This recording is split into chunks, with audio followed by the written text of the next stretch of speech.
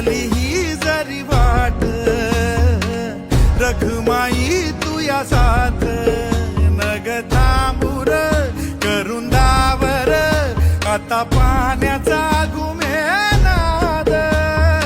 चल चल चल चल उचल तू पहार जीवाची, अन खद खद खद